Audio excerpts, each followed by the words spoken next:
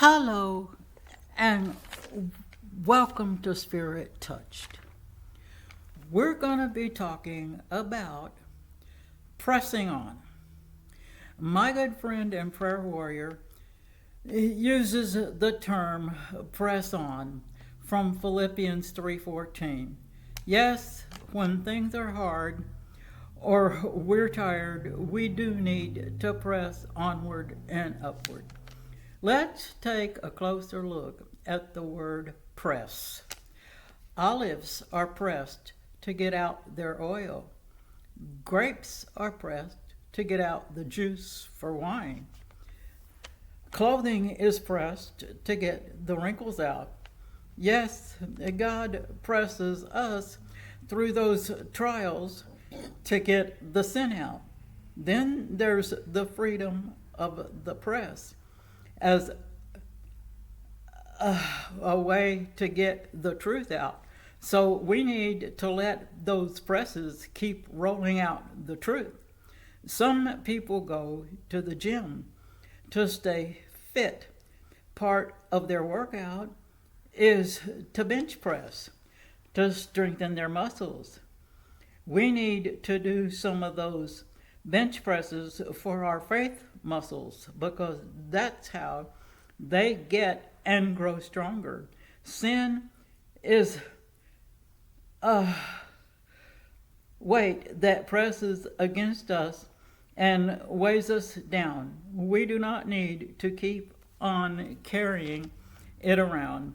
It's time to leave that sack of sin at the curb. Carrying it around is what causes us to sink.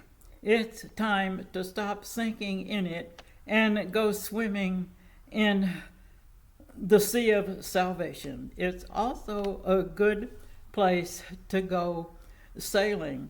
Another good exercise is to go soaring with the SON. On all that sin inside presses against your soul, making you sick. When it does, call on Dr. God and let him do some soul surgery. Then have a dose of the healing balm of Gilead. Some people are driving too fast on the highway of life. To slow down, you need to press on the brakes. Well, it's time to press on the brakes and stop speeding into sin. Then let Jesus wash off those skid marks. Some ways to put on those brakes are worship, prayer, praise, reading the Word daily, fellowship with other believers, doing those random acts of kindness. This lyric was given to me by the Holy Spirit in November of '94, telling me to press on. Because you filled my cup, O Lord, I lift you up. I will never be the same, so Lord, I praise your name. When I'm weak, your face, oh, I seek. You are a healing balm that makes my spirit calm. It was dark and cold until your love took hold. Then all my fear and doubt just moved right out. You've given me so much more than I ever asked you for. When I start to slip, then I'm held in your grip. I want you to know you have helped me to grow. Now the old life is gone. Together we will press on. When we give to God, he gives back in portions of Luke 6, verse 38. Yes, sometimes he presses down on us to get our attention.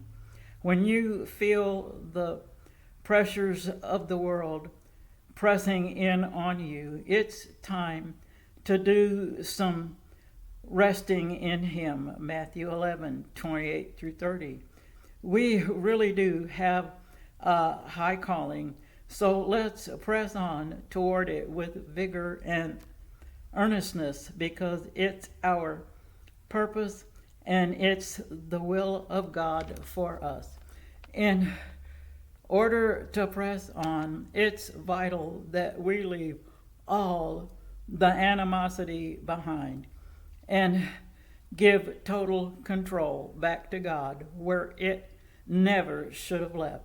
When you feel outward circumstances pressing against you, causing depression, let Jesus be your antidepressant. Also, in order to press on, we need to be Matthew 17:20 and chapter 21, verse 21ers, as well as Revelation 2:7, also verse 11, verse 17, verse 26, and chapter 3, verse 5, and verse 12. Let's get started moving those mountains and overcoming all those obstacles Satan keeps putting in our way. With Jesus living inside, we have all the power we need. Who is this warrior? He's an ordinary pastor who does extraordinary things for the Lord, including praying, preaching, teaching, picking and grinning, along with being an extraordinary papa to 22 grandchildren. Thank you, my dear friend and head prayer warrior. So, press on.